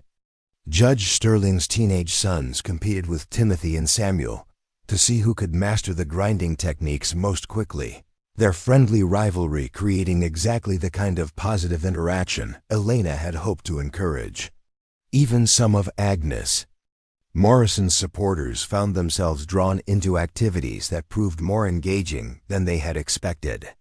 The practical benefits of learning to identify high-quality nuts or understanding optimal gathering times transcended political concerns about cultural mixing. The Squirrels, as if understanding their role in this crucial demonstration, performed beyond all expectations. They not only helped newcomers locate the best acorns, but seemed to deliberately showcase their intelligence and cooperative abilities. Several town families commented in amazement at the animals' obvious participation in human activities. Commissioner Whitman arrived in the early afternoon, accompanied by 2 federal agents and clearly expecting to document inappropriate activities that would justify intervention. Instead, he found a community celebration that defied easy categorization as either cultural corruption or dangerous rebellion. Elena approached the commissioner with the same dignified directness she had shown Maggie during their first encounter. "Commissioner Whitman, welcome to our harvest celebration. Would you like to learn how the people of this valley have fed themselves sustainably for thousands of years?" Whitman's initial hostility was evident in his rigid posture and skeptical expression, but Elena's invitation placed him in a difficult position. Refusing to observe the activities he had come to investigate would appear closed-minded, while participating might humanize what he preferred to view as threatening policy violations. The commissioner chose a middle course, observing carefully, while maintaining official distance. What he witnessed, however, challenged every assumption he had brought to Millbrook about the supposed dangers of cultural exchange. Rather than white families adopting savage practices, Whitman saw sophisticated educational innovation that improved outcomes for everyone involved. Instead of weakening federal authority, the cooperation between communities had created stability and self-sufficiency that reduced rather than increased demands on government resources. Judge Sterling, recognizing the political significance of the moment, approached Whitman with careful diplomacy. "Commissioner, as a federal official, you might be interested in the economic implications of what we're seeing here. These traditional techniques could significantly improve food security throughout the region if they were more widely understood. Dr. Walsh joined the conversation with medical perspective. From a public health standpoint, the nutritional knowledge being shared here could address several chronic health problems I've been seeing in both communities. Traditional food preparation methods often preserve nutrients that commercial processing destroys. The children, meanwhile, continued their activities with the unconscious confidence that had become their hallmark. Emma guided a group of town children through proper plant identification. Lucy demonstrated traditional weaving techniques, and Jacob delighted everyone with his ongoing conversations with the squirrel community. As afternoon moved toward evening, the grove filled with the aroma of cooking food prepared using methods that blended traditional techniques with modern conveniences. Families that had begun the day as strangers shared meals they had created together, their conversations ranging from practical discussions about preservation methods to philosophical reflections on different ways of understanding humanity's relationship with nature. Commissioner Whitman found himself seated beside Elena during the communal dinner, engaged in a conversation that revealed the sophisticated thinking behind what he had initially dismissed as primitive practices. Elena's explanations of sustainable resource management, her detailed knowledge of regional ecology, and her nuanced understanding of cultural adaptation challenged his assumptions about the intellectual capabilities of native communities. Mrs. Tachi, Whitman said finally, his official manner giving way to genuine curiosity, the educational outcomes I've observed here today seem remarkably effective. Have you considered documenting these methods for broader application? Elena's eyes held depths of wisdom that spoke to experiences Whitman was only beginning to comprehend. Knowledge that comes from specific relationships with particular places cannot be easily transported to different environments, she replied thoughtfully. But the principles behind our methods, the importance of observation, the value of cooperation, the understanding that education works best when it addresses real needs could indeed be adapted to other situations. The conversation that followed lasted well into the evening, with community members from both sides contributing insights about how their partnership had evolved and what benefits it had created. By the time families began departing for home, a transformation had occurred that extended far beyond the day's specific activities. Commissioner Whitman's final report to his superiors in Washington would describe the Millbrook situation as an innovative approach to community development that deserved support rather than intervention. His recommendation would lead to policy changes that encouraged, rather than discouraged, educational cooperation between native and settler communities. But the most significant changes were happening at the personal level, in the relationships that had formed between families who had discovered they shared more common ground than anyone had expected. The fears that had seemed so threatening in the morning had been replaced by excitement about future collaborations and expanded learning opportunities. As winter approached, the Parker family's transformation from desperate survivors to community leaders became a source of inspiration for other families facing their own challenges. The knowledge Elena had shared had grown beyond simple survival techniques into a comprehensive understanding of how communities could thrive through cooperation rather than competition. The Squirrels continued their mysterious annual tradition of bringing food to the family each winter, a magical element that reminded everyone that their partnership extended beyond human relationships into connections with the natural world itself. Children throughout Millbrook began paying attention to animal behavior in ways that enhanced their understanding of environmental patterns and seasonal changes. Elena lived to see the establishment of a formal cultural education program that brought together the best elements of traditional and modern knowledge systems. The Oak Grove became a permanent learning site where generations of children would discover that wisdom could come from unexpected sources, and that the most valuable education addressed both practical needs and spiritual growth. Maggie's journey from widowed schoolteacher facing starvation to educational innovator influencing. Federal policy had been guided by principles Elena had introduced during their first desperate encounter. Knowledge shared creates more knowledge, rather than less. Cooperation across differences produces stronger communities than isolation ever could. And sometimes the most important teachers appear when we are humble enough to recognize that we still have much to learn. The valley continued to change as railroads brought new settlers and economic opportunities, transformed the region's character.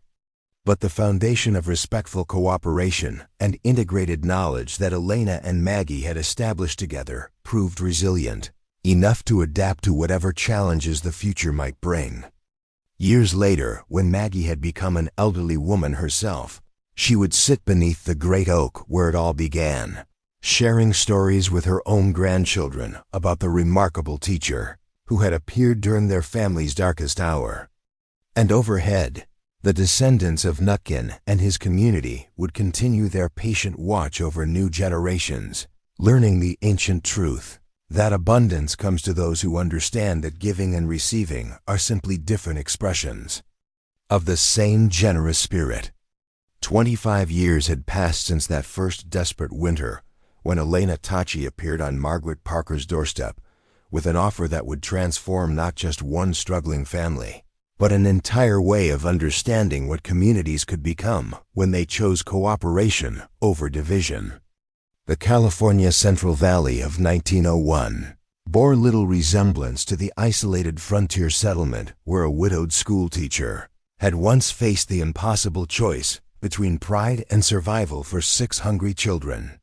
Millbrook had grown into a thriving town of nearly 3,000 residents, its prosperity built on the foundation of integrated knowledge systems that had begun with Acorn ceremonies and expanded into innovations that touched every aspect of community life. The railroad that now connected them to San Francisco and Los Angeles brought visitors from across the country, who came specifically to observe what newspapers had begun calling the Millbrook model of intercultural cooperation and sustainable development. Margaret Parker Hoffman, now 57 and recently remarried to a kind botanist who had arrived to study the region's unique educational approaches, stood in the doorway of what had once been her modest frontier home. The structure had been expanded multiple times over the decades, its rooms now serving as both residence and informal headquarters for the Cultural Integration Institute that had evolved from Elena's simple offer to teach hungry children how to find food in the oak groves. The morning light streaming through windows revealed walls lined with photographs, documenting the remarkable journeys of the 6 children who had begun this adventure as orphans and foster siblings, facing an uncertain future. Each had found their own path while remaining connected to the knowledge and values that Elena's teachings had instilled during those crucial early years. Emma Parker Chun, now 32, had become the region's most respected specialist in traditional ecological knowledge, her groundbreaking research on sustainable agriculture techniques earning recognition from universities throughout the western states. Her marriage to David Tachi had created the first formally recognized union between the Parker and Tachi families, their 3 children representing a new generation that moved seamlessly between cultural worlds without seeing contradiction or conflict in their mixed heritage. The wedding had taken place beneath the great oak where Elena had first introduced them to Acorn gathering ceremonies, with both Yokuts blessing rituals and Christian sacraments woven together in a celebration that drew families from across California. Governor James Budd himself had attended, declaring the event a symbol of the new California's commitment to building unity from diversity. Timothy Brooks, now 38, had channeled his early aptitude for traditional food processing into establishing the most successful preservation and distribution business in the Central Valley. His innovations in combining Yokuts techniques with modern commercial methods had created employment for dozens of families from both reservation and town communities, while his products were shipped as far as New York City to meet growing demand for naturally prepared foods. His younger brother Samuel had followed a different path, using his gift for craftsmanship to become a renowned furniture maker whose pieces graced homes throughout California's growing cities. His workshop employed both native and settler artisans, their collaborative creations representing a new artistic tradition that honored multiple cultural influences while creating something entirely original. Samuel's marriage to Ruth Williams had surprised no one who remembered their childhood partnership in mastering Elena's practical lessons.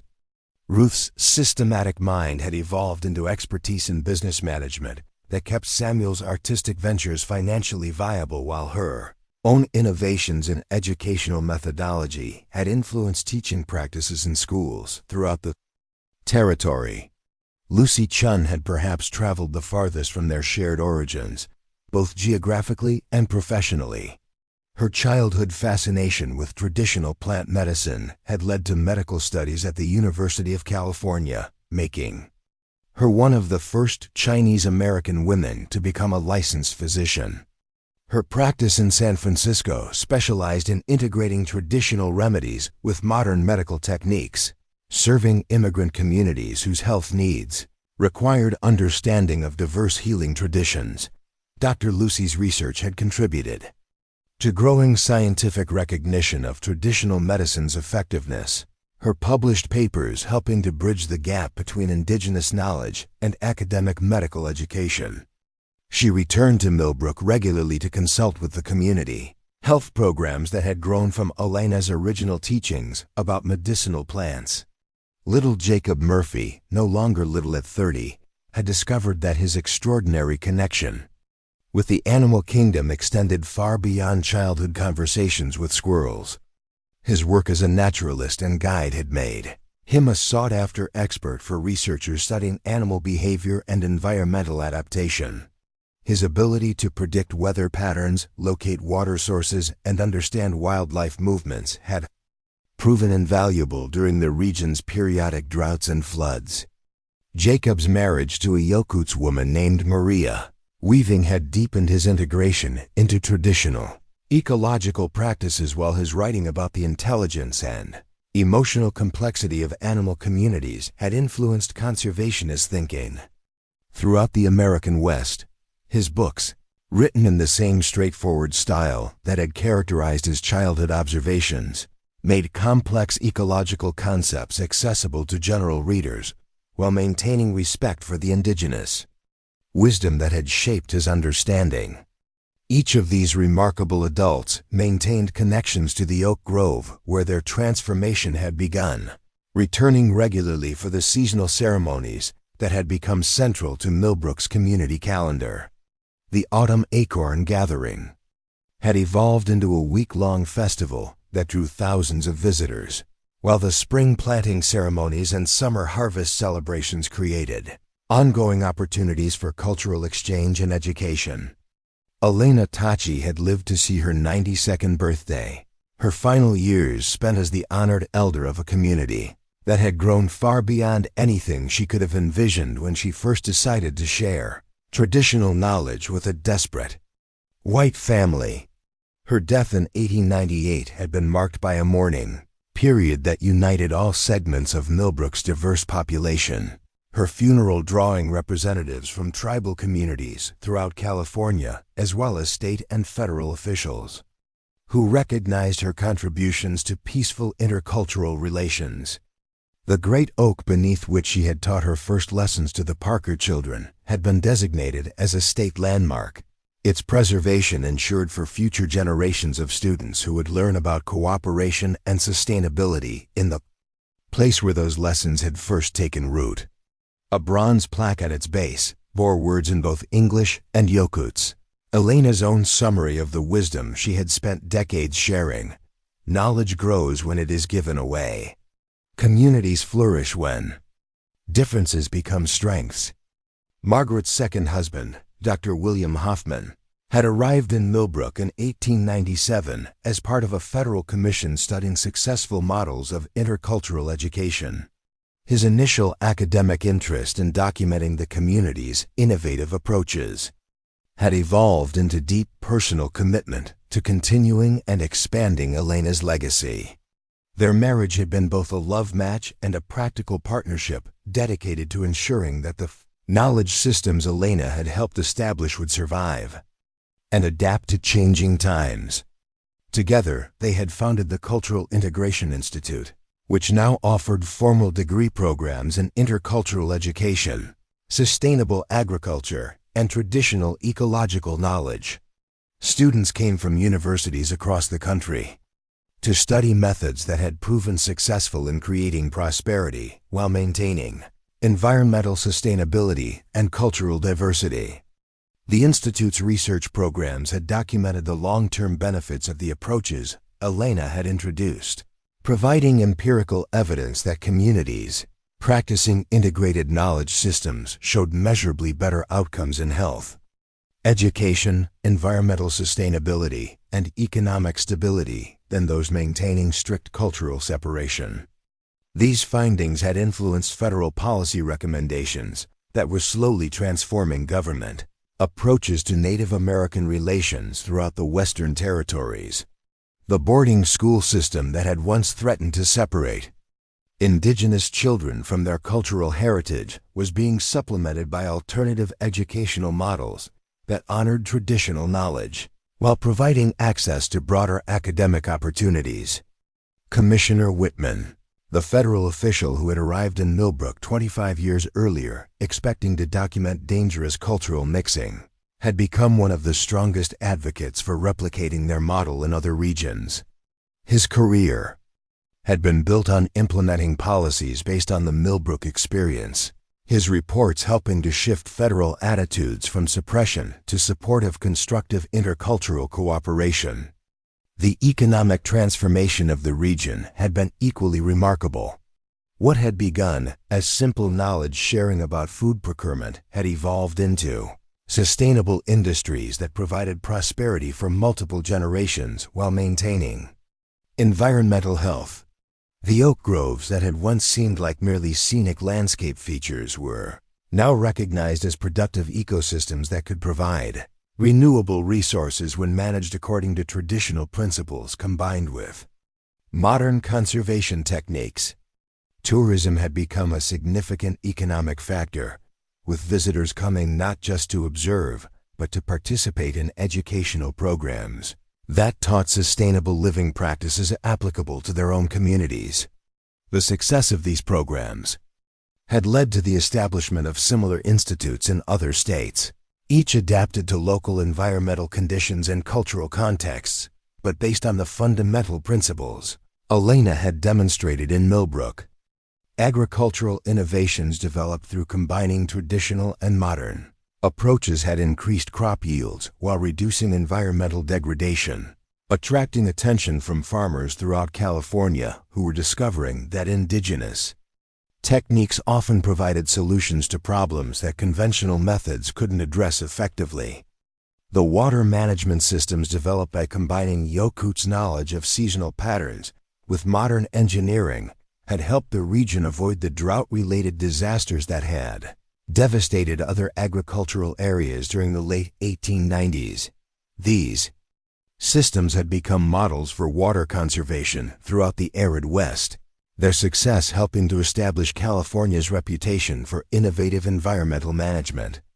Perhaps most significantly, the social experiment that had begun with one family's desperate need for survival skills had demonstrated that cultural diversity could be a source of strength rather than division when approached with respect and genuine commitment to mutual benefit.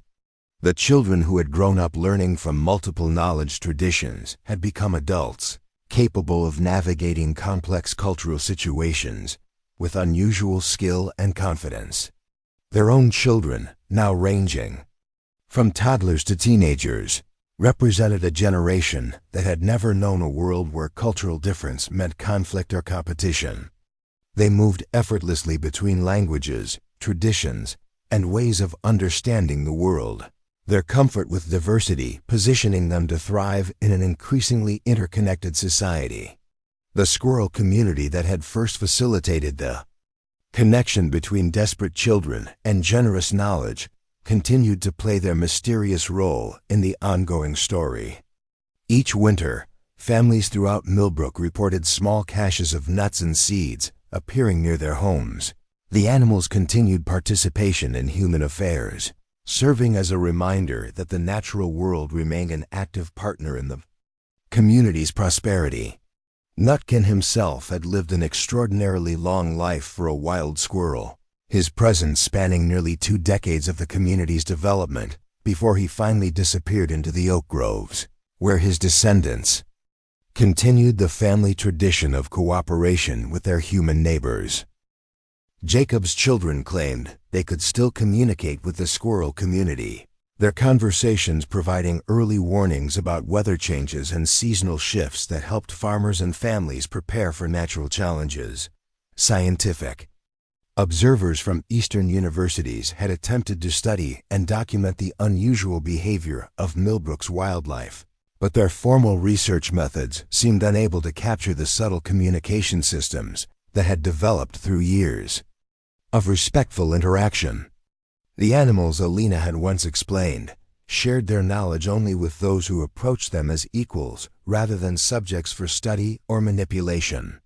This principle had become central to all aspects of Millbrook's approach to education and community development. Success came through partnership rather than domination, through listening rather than imposing, through recognizing that every participant brought valuable knowledge to any collaborative endeavor. The Institute's archives now contain thousands of pages documenting the evolution of their intercultural educational methods, their sustainable agricultural innovations, and their community development strategies. But visitors often observed that the most important aspects of the Millbrook experience couldn't be captured in written records, requiring direct participation and extended observation to understand fully. Margaret herself had become something of a legend, her transformation from desperate widow to respected educator, inspiring countless other women who found themselves facing impossible circumstances with limited resources. She received regular correspondence from widows, immigrants, and others seeking guidance for applying Elena's principles to their own challenging situations. Her responses always emphasized the same core message that Elena had demonstrated from their first encounter. The most powerful resource available to anyone was the willingness to learn from unexpected sources, to recognize knowledge wherever it appeared, and to approach differences with curiosity rather than fear. As Margaret stood in her doorway on this particular morning, watching her grandchildren play beneath the oak trees where their parents had first learned to see abundance, where others saw only wilderness, she felt the profound satisfaction that Comey's from a life lived in alignment with principles that had proven both personally meaningful and broadly beneficial. The sound of approaching footsteps drew her attention to a young woman walking up the path toward the house, her travel-dusty clothing and uncertain expression suggesting she had come from far away, seeking something she hoped to find in Millbrook. In her arms, she carried a small child whose pale, thin face spoke of hunger and hardship. Margaret recognized the look immediately, having seen it in her own mirror during those desperate months when Daniel's death had left her facing impossible choices with 6 children depending on her for survival. The cycle was beginning again, another family in crisis discovering that help could come from the most unexpected sources if they were humble enough to accept it. "Good morning," Margaret called gently, stepping forward to welcome the stranger. With the same open generosity that Elena had once offered to a proud schoolteacher who thought she had no other options. "I'm Margaret Hoffman. It looks like you've traveled a long way. Please, come inside and let me make you some breakfast while you tell me what brought you to our community." As she led the young woman and child toward her kitchen, Margaret caught sight of movement in the oak tree nearest her house. A gray squirrel, possibly one of Nutkin's great-grandchildren, chittered softly from his perch as if offering welcome to the new arrivals.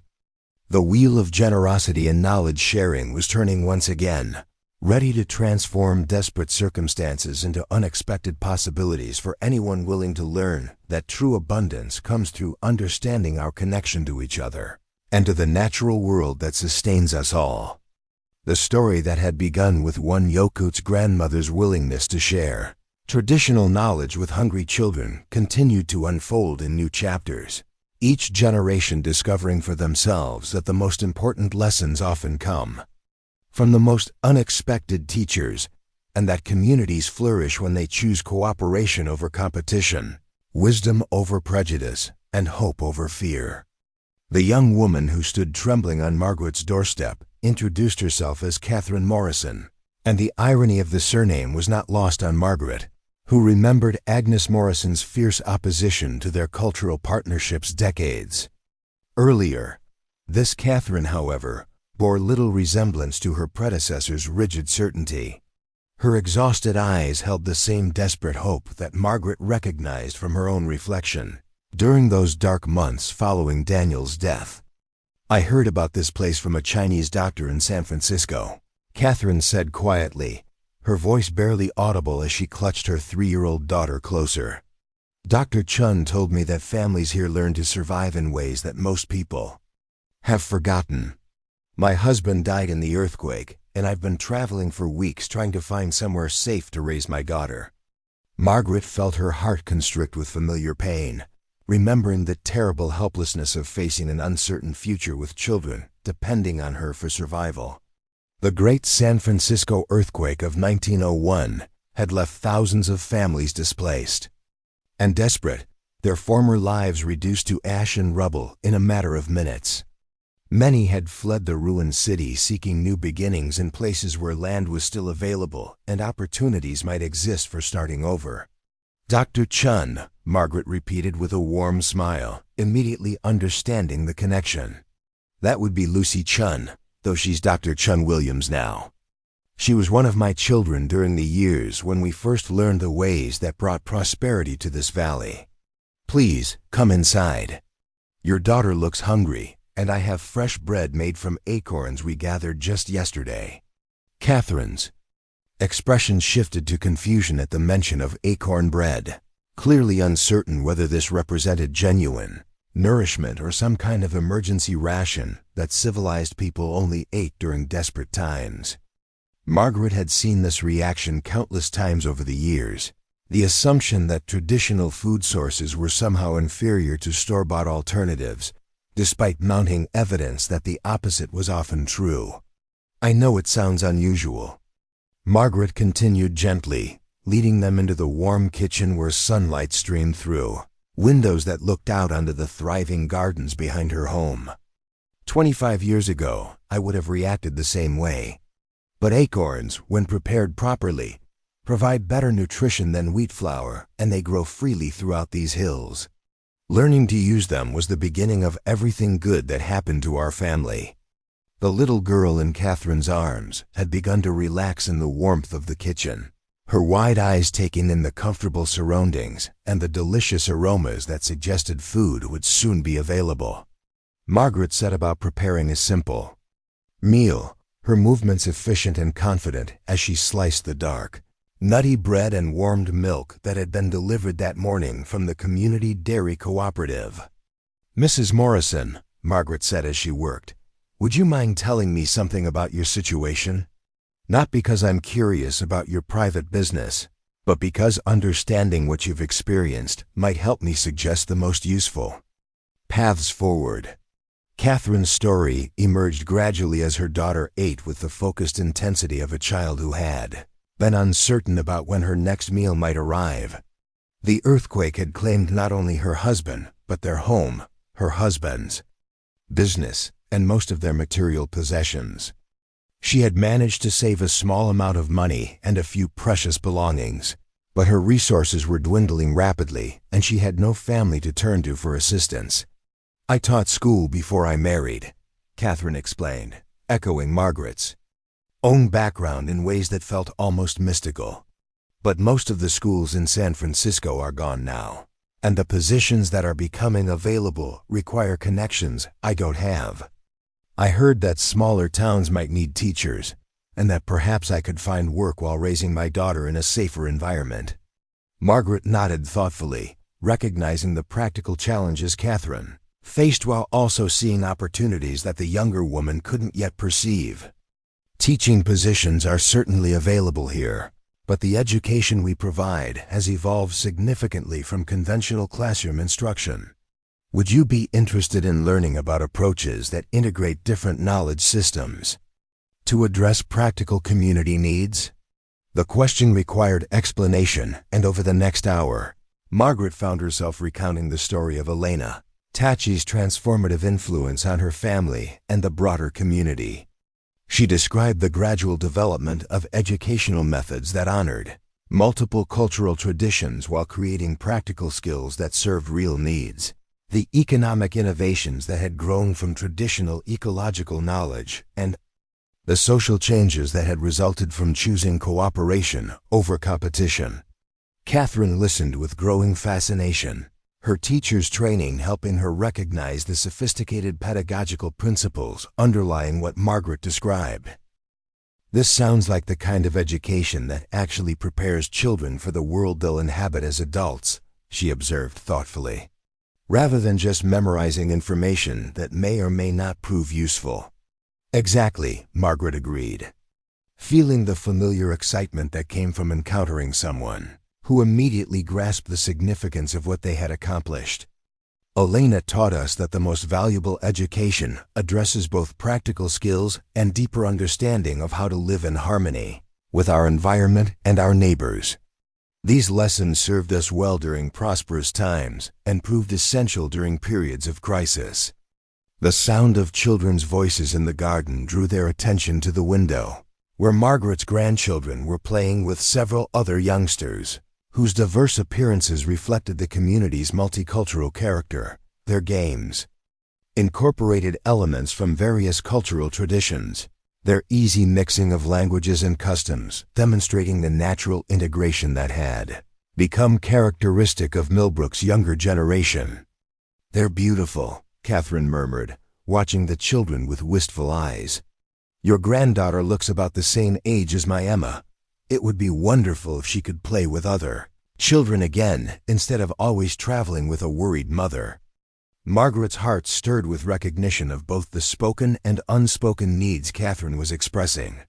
The desire for community, for security, for a place where children could grow up surrounded by multiple sources of knowledge and support. These were the same longings that had made Elena's initial offer so irresistible despite its unfamiliar cultural elements. "Catherine," Margaret said carefully, "I'd like to make you an offer similar to one that was made to me many years ago. It might sound unusual at first, but I hope you'll consider it seriously before making any decisions." The younger woman's attention focused intently on Margaret's words, hope and apprehension warring in her expression as she waited to hear what possibilities might be available for her and her daughter. "We're beginning a new expansion of our educational programs," Margaret continued, "designed specifically to help families who have been displaced by disasters like the earthquake. The program would provide housing, meaningful work, and comprehensive education for both you and Emma, while you learn skills that could serve you wherever you eventually decide to settle permanently." Catherine's eyes widened with interest, though caution remained evident in her posture. What kind of work? And what would be expected in return?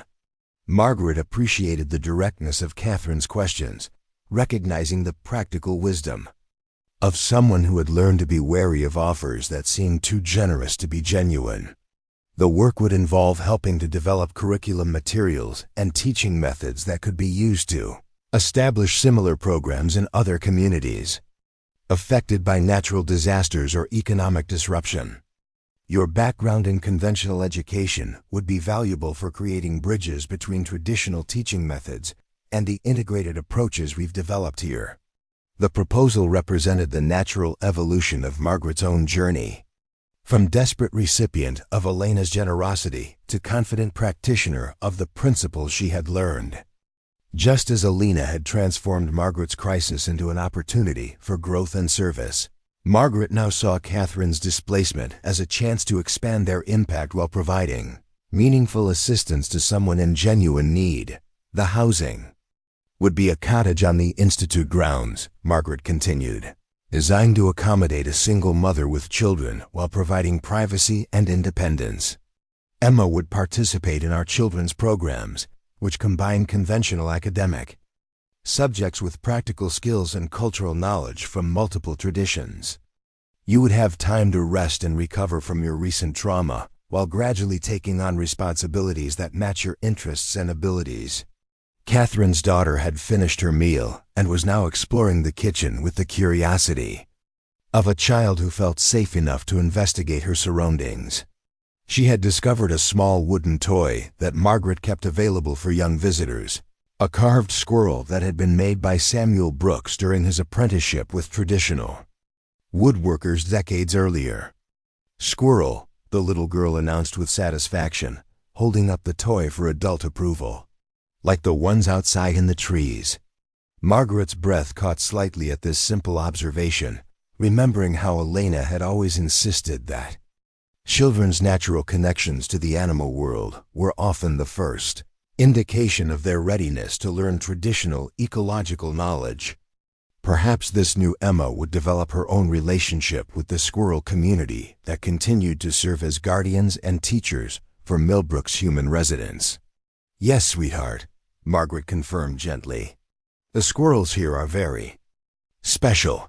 They help people learn important things about how to live well in this valley. Would you like to meet some of them?" The prospect of meeting real squirrels delighted the child, her enthusiasm providing Catherine with additional evidence that this environment might offer exactly what her daughter needed for healing and healthy development. The normalcy of children playing with carved toys while adults discussed practical arrangements felt like a glimpse of the stability Catherine had been desperately seeking. "Mrs. Hoffman," Catherine said quietly, using Margaret's married name with careful formality, "this offer sounds almost too good to be true.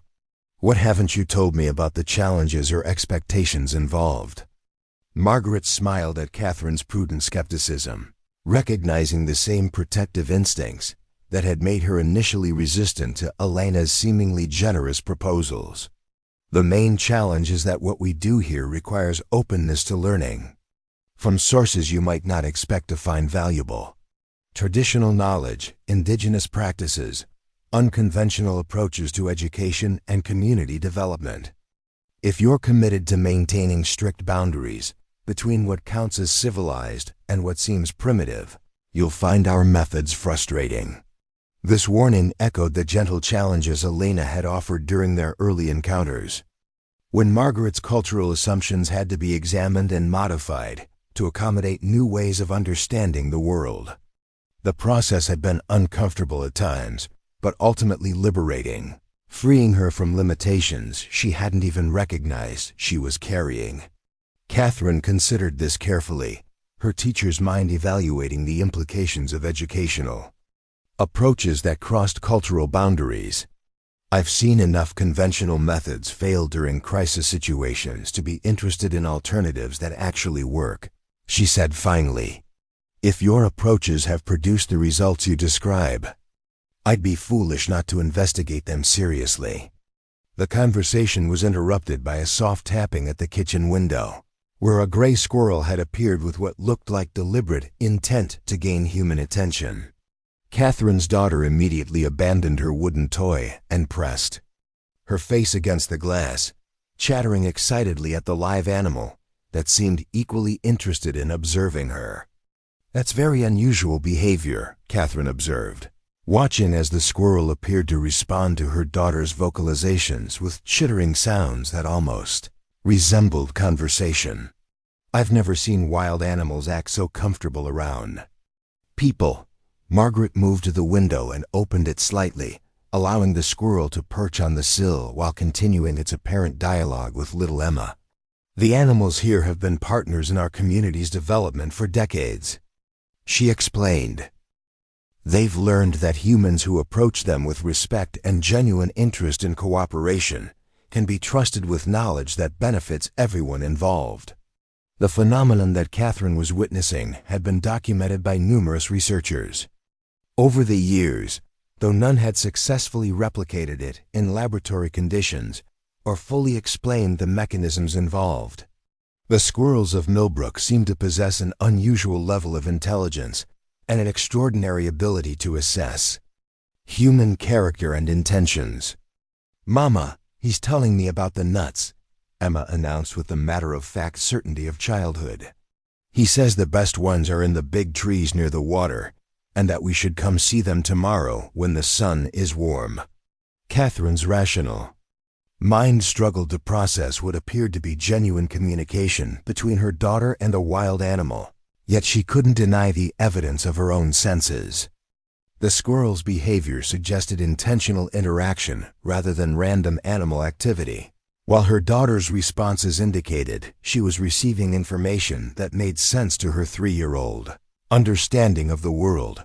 Children often understand animal communication more easily than adults, Margaret explained gently, recognizing Catherine's bewilderment.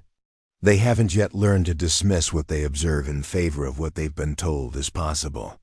Emma might have a natural gift for this kind of interaction, which would be considered a valuable ability in our community.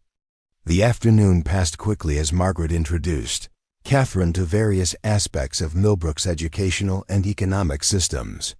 They visited the Institute's teaching gardens, where children and adults work together to cultivate both traditional and modern crops using sustainable methods that had proven effective over decades of experimentation.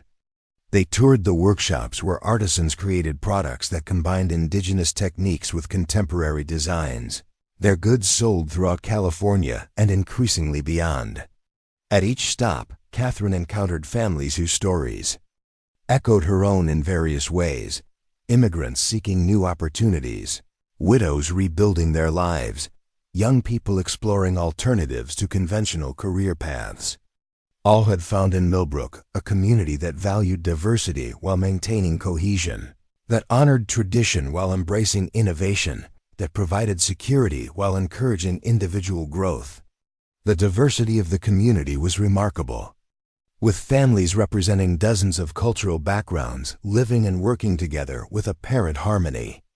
Children moved seamlessly between different language groups, their multilingual conversations creating a rich, linguistic tapestry that reflected the community's multicultural character while maintaining English as a common communication medium. "This is extraordinary," Catherine observed as they walked through the residential areas where Institute families lived. "I've never seen such successful integration of different cultural groups. How do you prevent the conflicts that usually arise when diverse communities try to live together?" Margaret paused beside a small playground where children from multiple ethnic backgrounds were engaged in elaborate, collaborative games that incorporated elements from various cultural traditions. "Elena taught us that conflict usually arises from competition for scarce resources or from fear of losing cultural identity," she replied thoughtfully. "When communities focus on abundance rather than scarcity, when they find ways for different traditions to strengthen rather than threaten each other, most sources of conflict simply disappear." The wisdom of this approach had been tested repeatedly over the years as new families arrived bringing different languages, customs, and worldviews. Each integration had required careful attention to finding common ground while respecting differences, but the community had developed sophisticated methods for facilitating such processes based on Elena's original principles of mutual respect and shared benefit. As evening approached, Margaret invited Catherine and Emma to join her family for dinner, an informal gathering that included several generations and represented various cultural backgrounds. The meal featured foods prepared using techniques that blended traditional and modern methods, their flavors reflecting the community's multicultural character while emphasizing local ingredients and sustainable practices. Catherine found herself seated beside David Tachi, Elena's grandson, who had become the Institute's director of cultural programs following his grandmother's death. His presence provided an opportunity to hear directly from someone who had witnessed the community's entire development from its earliest stages. "Mrs. Morrison," David said as they shared the evening meal, "Margaret tells me you're considering joining our community. I wonder if you'd be interested in hearing about some of the challenges we faced over the years, as well as the successes that tend to receive more attention. Catherine appreciated his balanced perspective, recognizing the value of understanding both positive and negative aspects of what she was considering.